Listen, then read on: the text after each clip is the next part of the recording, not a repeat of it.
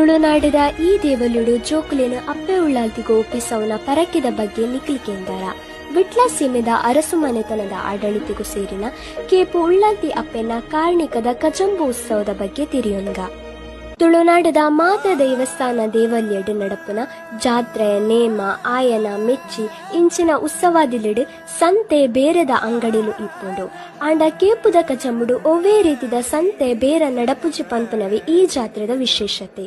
ವಿಟ್ಲ ಸೀಮೆದ ಪದ್ನಾಜಿ ದೈವ ದೇವೇರ್ನ ಪೈಕಿ ಕೇಪು ಉಳ್ಳಾಲ್ತಿ ಅಮ್ಮನ ಸಾನ್ನಿಧ್ಯಗ್ 80 ವರ್ಷದ ಇತಿಹಾಸ ಉಂಡು.